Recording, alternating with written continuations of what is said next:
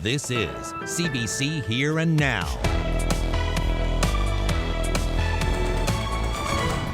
The amount of effort that we're spending on getting these last 8 to 10% is way more than we spent on getting the first 80%.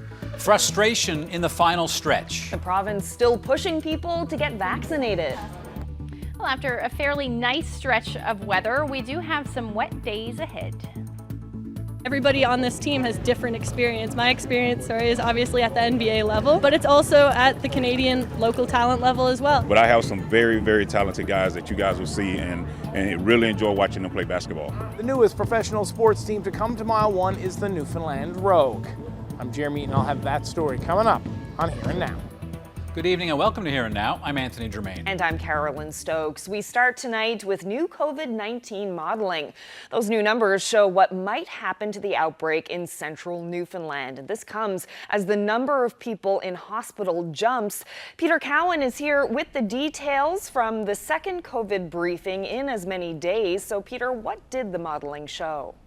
Well, Carolyn, they're only really able to give a short-term prediction, unlike bigger provinces with bigger outbreaks that can do bigger projections. So, what did they predict today? Well, infections are expected to continue to decline throughout the next week or so as public health identifies contacts, isolates, and tests people in those sort of two outbreaks we're seeing in Central.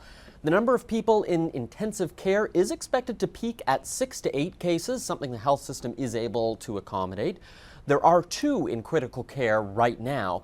The number of people in hospital today, though, jumped to 7. Health officials say vaccines are effective at keeping people out of hospital, but they won't say whether any of the people in hospital right now were vaccinated. Because the numbers are so small, our hospitalizations are under 10, we don't release those numbers because it does identify people as being vaccinated or unvaccinated. What I can tell you, and I know that's not the answer you want, and I appreciate that, and that's why we always have to guard people's privacy. It's one of our primary principles in public health. And one of the other things the modeling looked at is what's the likelihood that someone gets COVID if they were exposed to a traveler who arrived with the disease. So that modeling found that if you're unvaccinated, you have about a 1 in 5 chance of getting sick. If you are vaccinated, though, your odds are a lot better. It's 1 in 50. They're hoping this message encourages people to go out and get vaccinated. The health minister today seemed frustrated that getting that last part of the population to go out and get their shot has been such a challenge. We are spending disproportionately more effort on getting the last 8 to 10% of people vaccinated than we spent on getting the first 80% vaccinated. It is the long end of the tail. And we are determined to leave no stone unturned. Now, the province has set a goal of getting 90% of eligible people vaccinated. That would have been more than enough with the original variant of COVID, but with Delta, we heard from Dr. Proton Rahman today that unfortunately vaccines alone aren't going to be enough to completely eliminate this disease. It may be that vaccinations plus some form of public health measures, or vaccinations plus testing, tracing, and isolating, but something else may actually be needed. And it may be that this will be more like a flu, where you don't get rid of it, it's there, but it's endemic. And so from a modeling perspective, it'd be challenging for vaccinations alone to try to contain the Delta variant.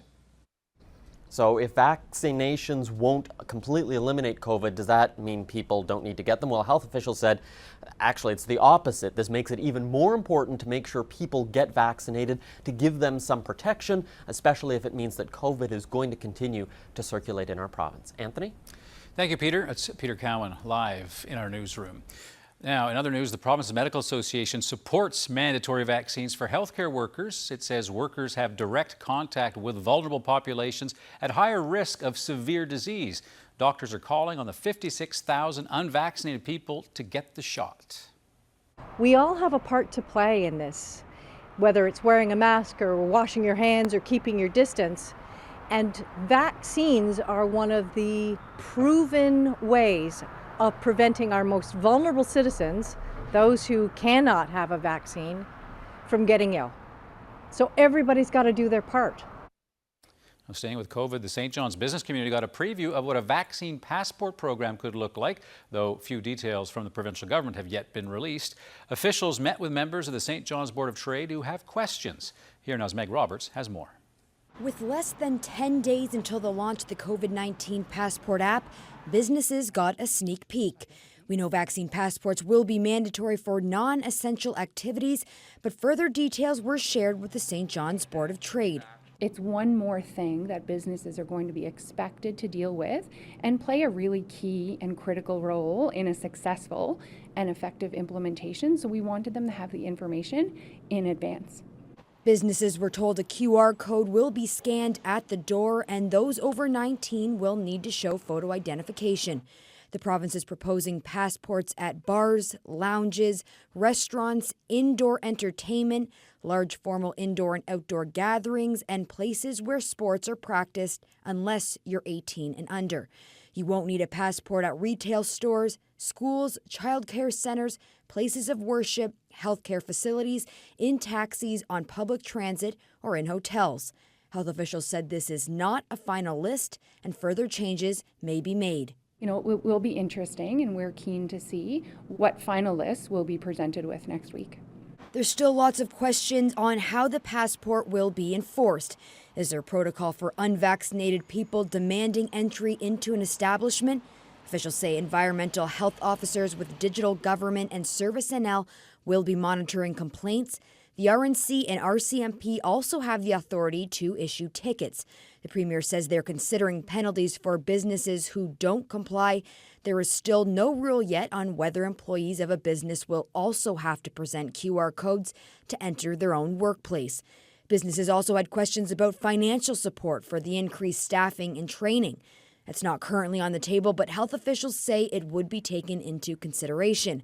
Questions aside, the St. John's Board of Trade says 90% of its members are in favor of a vaccine passport system. And if vaccinations are going to play a key role in keeping our customers safe and in keeping employees safe, that's good for us because it keeps business open. The Newfoundland and Labrador Employers Council says it's hearing a similar message from businesses across the province. Employers and employees have an obligation under law, under the Occupational Health and Safety Act, to ensure that the workplace is safe both for customers and for employees. That's the law. We have to do that. And a vaccine passport and getting vaccinated is one of the best things that we can do to ensure that. Government says it's processing the feedback from businesses, and an official plan will be released next week. Meg Roberts, CBC News, St. John's.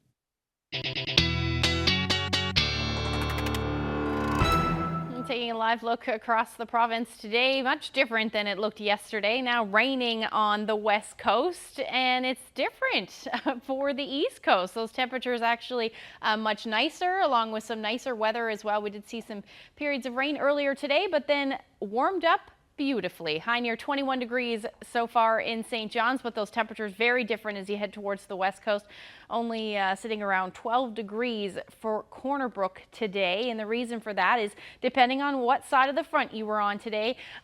Eastern areas obviously seeing those warmer temperatures. And then as you head towards central and the west coast, those temperatures much different. Lots of rain in as well in and around. But hopefully you enjoyed those temperatures today, because as those winds shift around to northeasterlies and easterlies, we're going to see those temperatures drop in the east and only sit around the teens through the day tomorrow. I'll get into those details when I come back.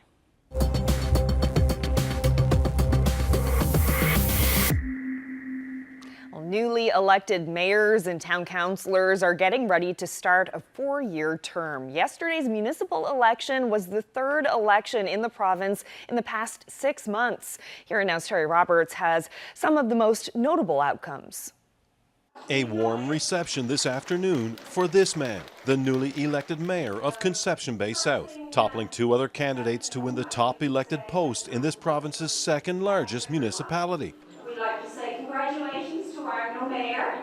After 6+ years as a ward councillor, Bent says he's ready to lead. I can't wait to get to work with the new councillors to see where we can go with this. One of his top priorities, to attract more business to CBS, to take some pressure off residential taxpayers. Retailers should be knocking on our doors, and I think the reason they're not is because we haven't created the proper atmosphere for that type of commercial interest, and we're going to do that. I'm going to be a mayor on the ground here. Bent is one of hundreds of candidates throughout the province celebrating election victory today, with hundreds more dealing with the sting of defeat as citizen voters decided who will lead their communities.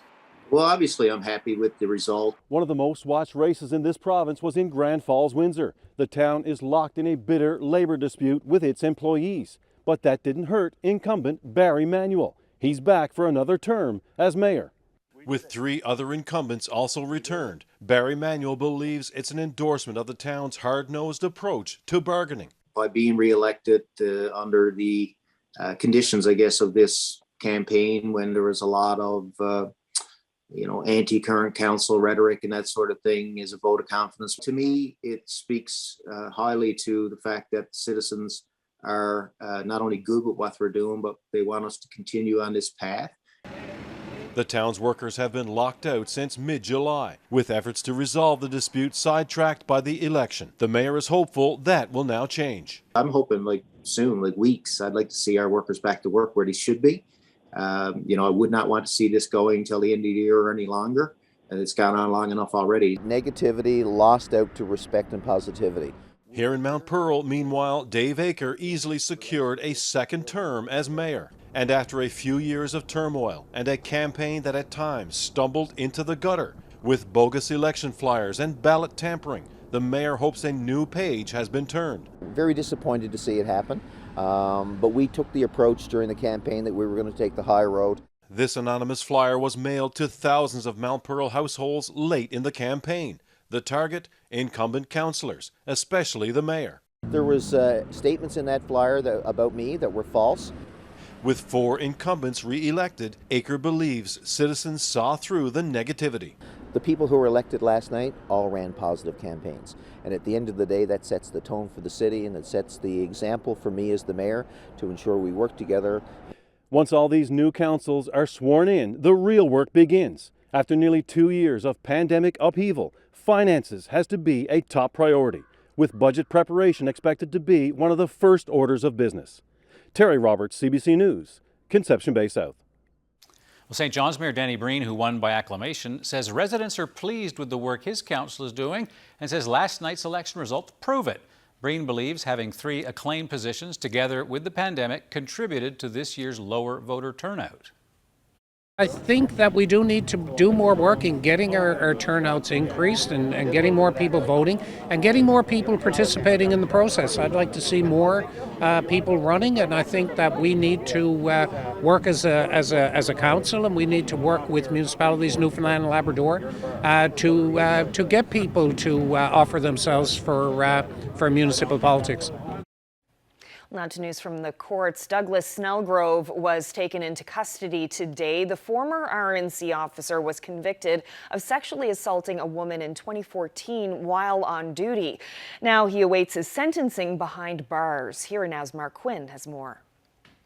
The court hearing began with a powerful victim impact statement from the woman Douglas Snellgrove is convicted of sexually assaulting. Jane Doe, whose identity is protected by a publication ban, said the pain of being sexually assaulted by a police officer, someone she trusted, has never left her. Over the last 7 years, she said the agony of being scrutinized in public and through the justice system has further traumatized her. She told the court she lives with depression and insomnia and has tried to take her own life. Snellgrove's wife, Diana Parsons, also spoke in court today. She acknowledged that what her husband did was morally wrong, but she said she never believed it was criminal. She portrayed Snellgrove as a family man who served his country in Kosovo and his city as a police officer. The maximum sentence for sexual assault is 10 years in prison. Crown lawyer Lloyd Strickland is calling for Snellgrove to be sentenced to 5 years in prison. He said the unprotected sexual assault of Jane Doe was violent. Strickland said the profound breach of trust by a police officer should be central to sentencing. He said Snellgrove has shaken the public's trust in the police force, and his sentence should signal that the justice system protects people from abuses of power. Defense lawyer Randy Piercy suggested Snellgrove should be sentenced to 18 months to 2 years in custody. While Piercy said Jane Doe could not have consented, he also said she didn't actively resist. He said Snellgrove doesn't deny what happened, but he also said Snellgrove doesn't believe it was a crime. Justice Vikas Kaladekar did not give a decision on sentencing today. Snellgrove is scheduled to return to court in mid-November for sentencing. The judge ordered Snellgrove to be taken into custody until then. Mark Quinn, CBC News, St. John's. Well, a driving instructor on Newfoundland's northern peninsula is facing charges for sexual offenses involving a minor that RCMP allege happened on the job. Port Saunders RCMP arrested the 48-year-old man on Friday. He faces one charge of sexual assault and one count of sexual exploitation. According to police, the charges involve a youth and stem from an investigation into the man's time working as a driving instructor. Police released the man from custody with conditions, including barring him from being around anyone under the age of 18 without another adult present. Al Potter will not get to appeal his murder conviction. The Supreme Court of Canada rejected his request in a decision that it released today. In 2019, Potter was convicted of killing Dale Porter and sentenced to life in prison with no chance of parole for 25 years. Porter, a 39-year-old father of two and fisherman from North River, was stabbed to death in his driveway in 2014. 2 years later, Potter was charged with first-degree murder following an RCMP undercover operation. Potter applied to Canada's highest court in April after the Provincial Court of Appeal dismissed his notice of appeal. Now, at that time, Potter called his first-degree murder verdict, quote, unreasonable, and asked for a new trial. Well, in other news, Newfoundland and Labrador won't be sending any medical professionals to Alberta. That province had asked for help to cope with a surge in COVID cases, but a spokesperson for Premier Andrew Furey's office says Alberta has told Newfoundland and Labrador to stand down. Alberta has reportedly been talking with British Columbia and Manitoba about receiving their medical staff. Well, turning our attention now to local sports, Anthony St. John's welcomed its newest professional sports franchise this morning at a courtside news conference. A lot of buzz. The Newfoundland Rogues will soon call Mile 1 home. Well, it's taken a while for the stadium to find a basketball team to take over in the wake of the incredibly popular St. John's Edge. Its owners and the city say they're looking forward to hosting 30 games this year. Well, here now's Jeremy Eaton has more. Out with the olds and in with the new.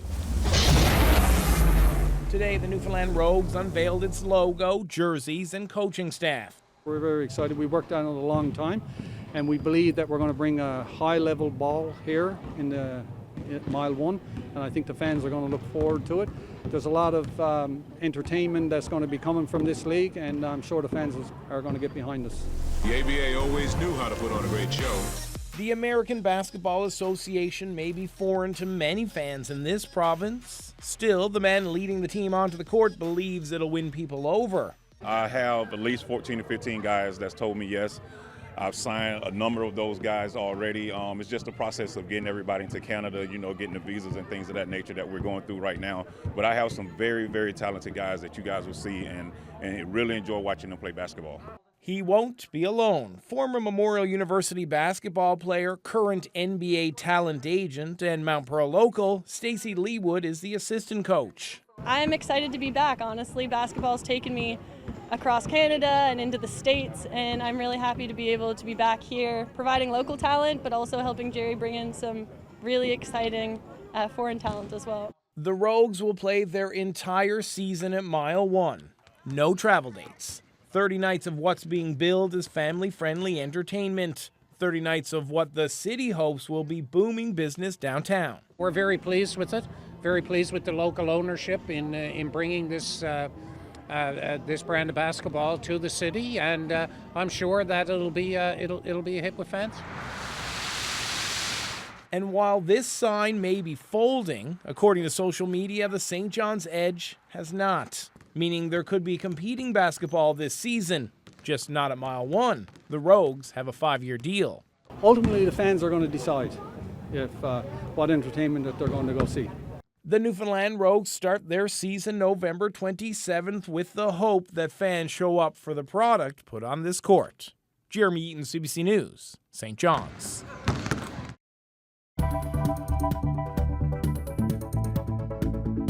Well, we've got plenty of rain in the forecast over the next little bit, but take a look what's starting to creep into the forecast. That's some snow for parts of Lab West. I'll break that down for you coming up.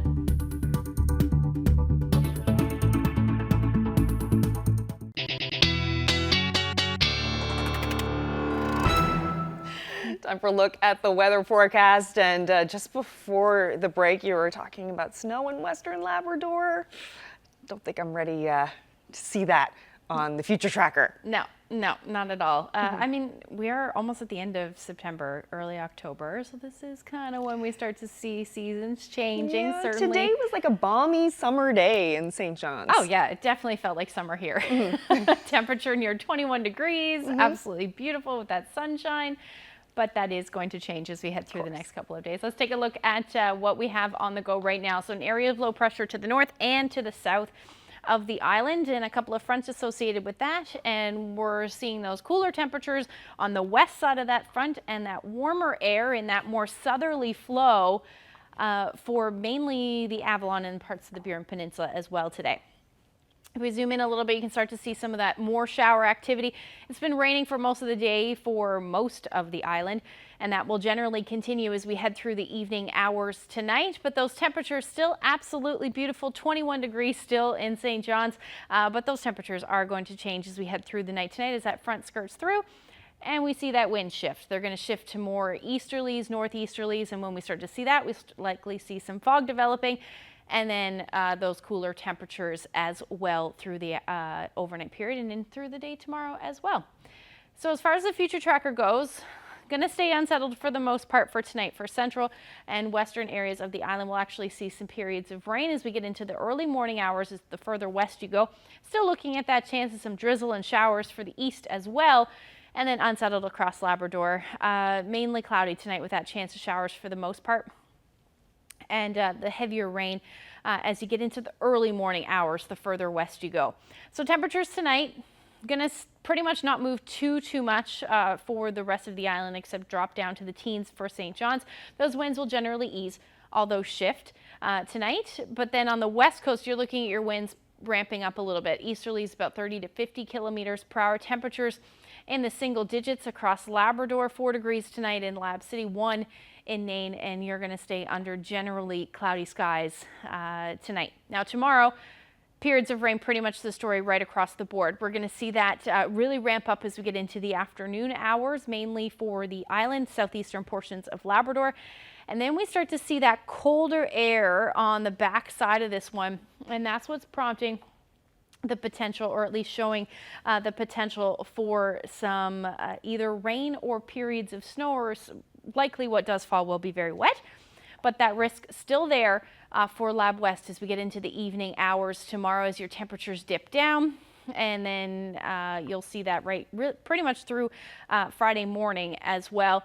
Now, as the day goes on for the eastern areas of the island, we will likely see some clearing skies, or at least some brightening skies as the afternoon moves through. But the majority of the rain will be for the western half of the island tomorrow. So this takes us through to tomorrow morning. You see some periods of heavy rain, 20 to 30 millimeters. That's showing just tonight.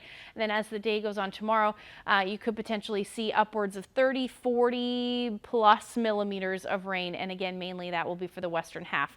The further east you go, the less rain, but still looking at about 5 to maybe 15 millimeters of rain by the time that's all said and done into Friday morning. Temperatures tomorrow, very different story for the Avalon than what we're seeing today. Those winds will be out of the southeast, about 20 kilometers per hour, so not too bad. But daytime highs only sitting around 15 degrees. As you head towards Clarenville, Bonavista, similar forecast as far as those temperatures go, and then same thing for Central. So periods of rain, the story for you, 13 degrees in Gander, 16 in Harbour Breton tomorrow. And then as you head towards the west coast, winds will be out of the east for you, about 20 to 40 kilometers per hour. And you're looking at those periods of rain right across the board. So 12 to 16 degrees as the daytime highs, so a little bit warmer than what we're seeing today. Northern Peninsula keeping you in the single digits as the day goes on. Some pockets of heavier rain certainly possible. Mary's Harbour, Cartwright, 6 to 9 degrees, those winds out of the northeast for you.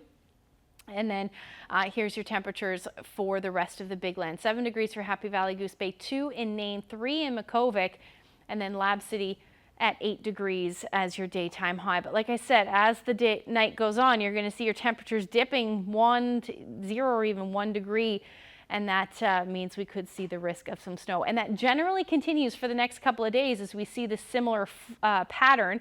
But I will get into those details and we'll talk a little bit more about Hurricane Sam when I come back.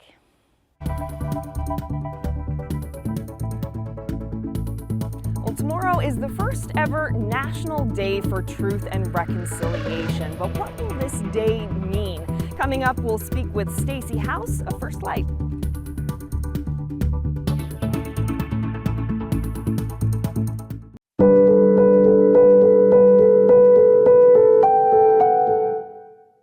Well, tomorrow, for the first time, Canadians will observe the National Day for Truth and Reconciliation. September 30th is now a statutory holiday meant to commemorate the painful history of Indigenous peoples in this country. But what can you do to actively observe the day? This is the first time, after all. Joining me now to talk more about that is Stacey House with First Light. So, what would be your advice to people tomorrow on how they can reflect on the day?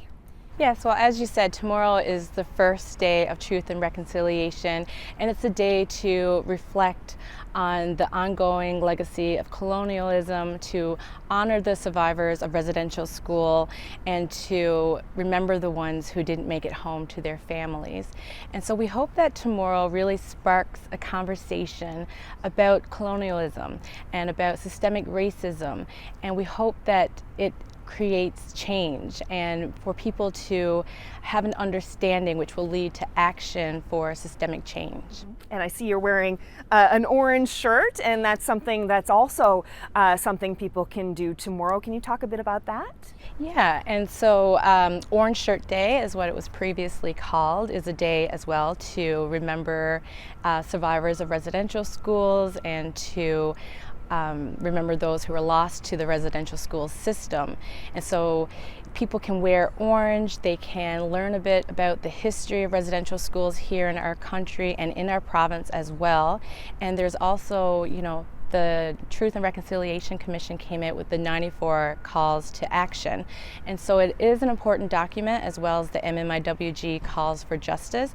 And I think it would be great if people can take the time to not only reflect, but educate themselves on those calls to action and calls for justice. Those calls to action, still many of them not completed. Some northern communities still don't have access to essentials like clean drinking water. What more needs to be done for Indigenous peoples in this country? Here in this province, there are people that are doing good work, but you know, it needs to be done in a coordinated fashion. And so it's important for people to come together in equal partnership to discuss how we can implement the calls to action and the calls for justice. And it's also important to include all Indigenous voices, especially around decisions which affect them directly. Oftentimes, urban Indigenous peoples are left out of conversations, and we need to be at the table to talk about these decisions that affect us here. And I think that, you know, just because we live in an urban center does not mean we surrendered any of our rights. This is the first time that we're marking this day. What does it mean for you, National Day for Truth and Reconciliation, for you personally? Well, I'm very happy to see that not only the federal government implemented, because it was one of the calls to action, was to have a National Day of Truth and Reconciliation. And so it's great to see that they implemented that call, and not only the federal government, but also the provincial and municipal. So I'm proud to see that there is change that is sparking from this, and there's more conversations. And I'm happy to be here today to have this conversation with you and for community members to learn more about the history, but also a path forward and what we can all do to work together for a more inclusive Canada. What is First Light doing tomorrow for community members and for survivors? Although we're not having a public event, we will be hosting a community 10th gathering for all of those community members who are directly impacted by the residential school system. So it will be a day of reflection and a day of healing where there will be support and food and ceremony. Stacey House, thank you so much for telling us about that. And if you're looking for a place to observe the day, to absorb some of this history, the Rooms is actually offering free admission tomorrow, and they have a special exhibition happening for National Truth and Reconciliation Day. So let's go in and have a look. And joining me now is Kate Wolforth with the Rooms. So can you tell us what the Rooms is doing to commemorate the National Day for Truth and Reconciliation? The public is looking for a communal way to express emotions about this day, to reflect. So we wanted to create a space for the public to do that, for our community to come together. And one of the ways that Stacey House was saying that she would like people to commemorate the day is to read through the 94 calls to action. And I can see behind you here, you have them all listed. The calls to action, there are 94 of them, and I think a lot of people probably haven't had time to really read them and digest them. This was the commitment or the request that the Truth and Reconciliation Commission requested of the Canadian people. So I think it's important that we all are familiar with them. This is a very emotional and it's an event that a lot of people have lots of feelings about, and whether you are a former student of residential school or whether you're not, whether you're Indigenous or whether you're not. So this exhibit has been here for a while now, for a year. Can you tell us what people will see? Sure. So this exhibit is called In Their Own Words, and it was an initiative that came out of the calls to action. The project was actually funded at the federal level, and the Rooms came on as a partner, working with former students to document their stories, to make an archive of the images connected to their experiences at residential school in Newfoundland and Labrador. This is one of my favorite pieces in the show. It's an artwork that was created by Inez, Jack, and Jane Skiwa, and it's called The Healing, and it incorporates sealskin, and there's a broken heart. It's very much about their reflection on the residential school experience. And I see that there's a copy of the apology from the federal government here as well. There is indeed. I mean, it's really important, I think, that people understand that this was a really significant piece in our history, and it is presented in all the Indigenous languages. And this piece also, during the opening of the exhibition, Toby Obed, a former student who was extremely significant in obtaining the apology and the negotiations that went along with that, actually passed on this article of clothing to us to present in this exhibition during the opening. So that was very emotional for all of us as well. Yes, well, lots to see here, lots to reflect on tomorrow if people want to come by. Kate Wolforth, thank you so much for telling us about it. Oh, thanks so much for coming.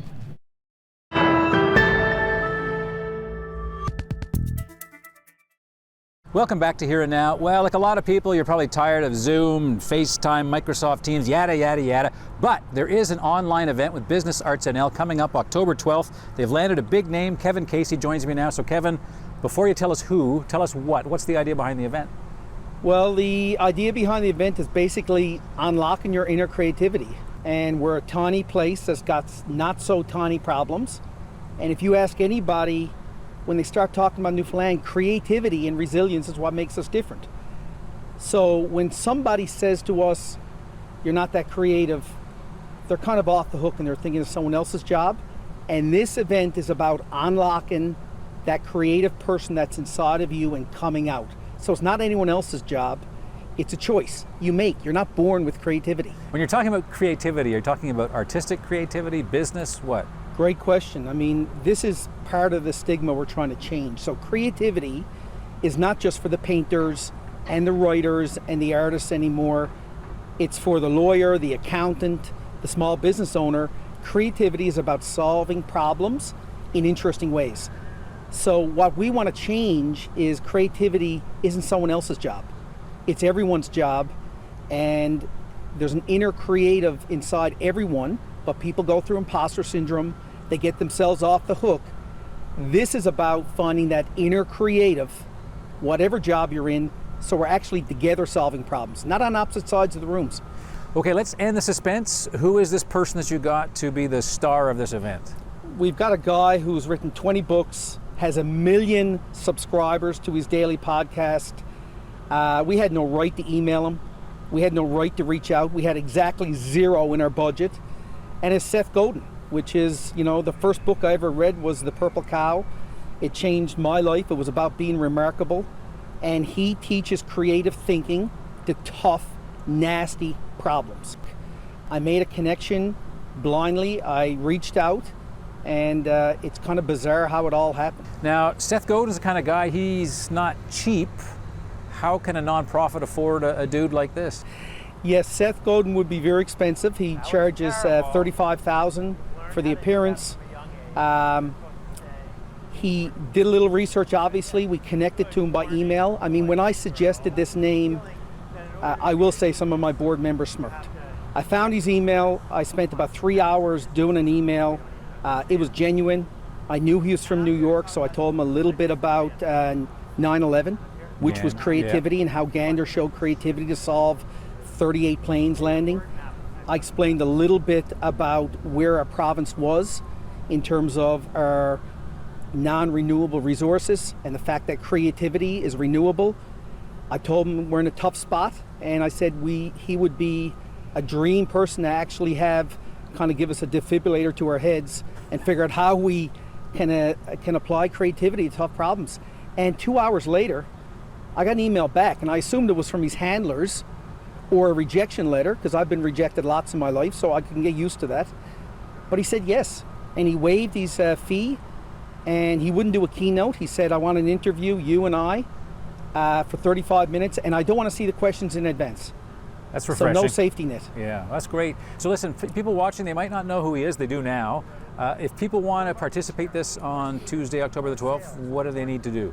Yeah, I mean, this isn't going to be like a ticket to U2, right? This is going to be totally affordable to students and the arts community and the business community, for those people who kind of think they're not creative and that inner creativity is inside of you. You can probably get a ticket for about $20. You can watch it online. Very limited tickets live, and they're pretty well almost sold out now as we talk, Anthony. But go to businessartsnl.ca. You can get the ticket, and you'll kind of see what Seth Godin's all about. Well, Kevin, congratulations once again, and good luck with the event. We'll see how it goes. Yeah. Thanks. Well, Unlock Your Inner Creative in Conversation with Seth Godin is happening Tuesday, October 12th at 7:30, and that's at the Amera Innovation Exchange Building in St. John's. Also, he'll be joining via satellite, so you can get online tickets if you want, joining from New York.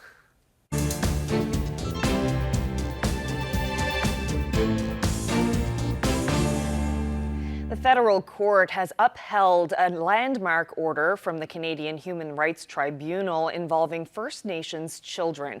It ordered Ottawa to pay what could amount to billions of dollars in compensation for underfunding the on-reserve child welfare system. The CBC's Travis Donraj has the story. After 14 years of fighting, Cindy Blackstock says today, justice prevailed. This was a complete win for kids. And now the question becomes, will the federal government finally put down its sword and stop fighting First Nations children and treat them equally? Since her initial complaint in 2007, arguing 163,000 First Nations children received inequitable child welfare in the country, Blackstock has endured battle after battle. Ottawa attempting to overturn an order by the Human Rights Tribunal in 2019 to pay $40,000 to each child affected by the system in the past decade and a half. Late this afternoon, a federal court throwing out the government's appeals.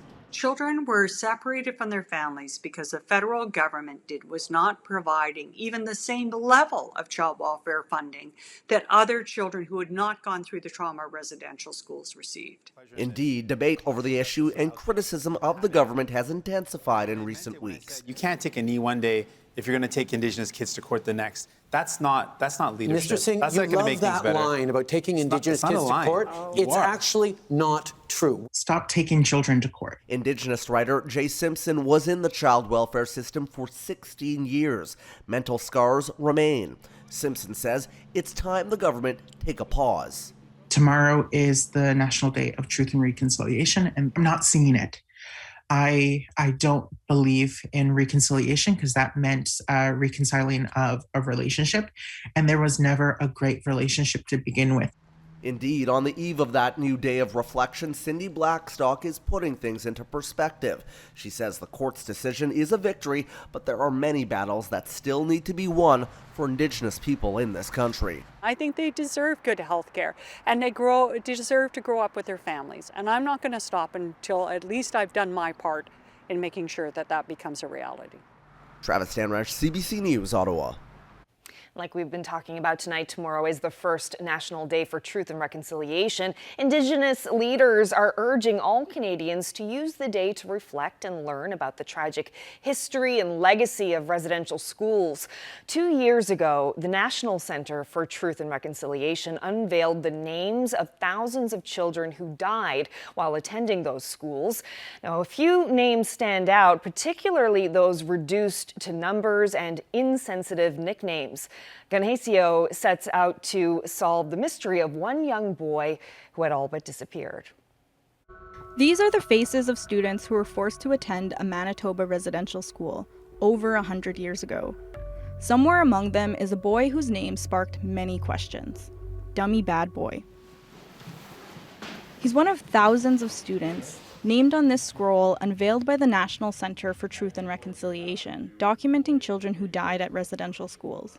Keeping that information back would do more harm than making it available and potentially finding the true identity of the children. The search begins with a single document, a death record with 2 clues. It gives a time frame for when he was forced to attend the Anglican-run Washakata Indian home in Elkhorn, Manitoba, the 1890s, and that his home and family were over 900 kilometers away. After scouring the centre's archives for clues, attention turns to Canada's National Library. Annual reports from the 1890s are online. There's a class photo of his last year at Elkhorn. At that time, residential schools were known as industrial schools, and this teenager worked the printing press to help print the town's paper, the Elkhorn Advocate. The 1895 report provides a clue on how he may have gotten his nickname. This boy is a marvel, being a deaf mute. Herman Yellow Old Woman is a member of the Siksika Nation in southern Alberta, the same community that we trace the Bad Boy family name back to. A fluent speaker, he tried to translate what is believed to be the boy's Blackfoot name, found in several records. There's several ways that you can interpret that beginning, but it's the ending that was probably spelt wrong. So we can make a guess. We can see that it's dealing with a male horse. But he will keep his nickname and take it to the grave in 1896. Unusual for the time, the death notice honors him as a general favorite for all who knew him. The funeral is held in Elkhorn, but the article gives no indication where he died or if he is among these unmarked graves. While we were able to answer some questions we had about this student, others remain. Who is this family? What did they call him? And which is his face in that class photo? Ganhesio Deer, CBC News, Kahnawake. The National Centre for Truth and Reconciliation says it's going to update its register to reflect this new information. This will be the first time a name has completely changed on the public memorial. The CBC series into missing names continues tonight on the National with an investigation into 4 students who have been missing for decades.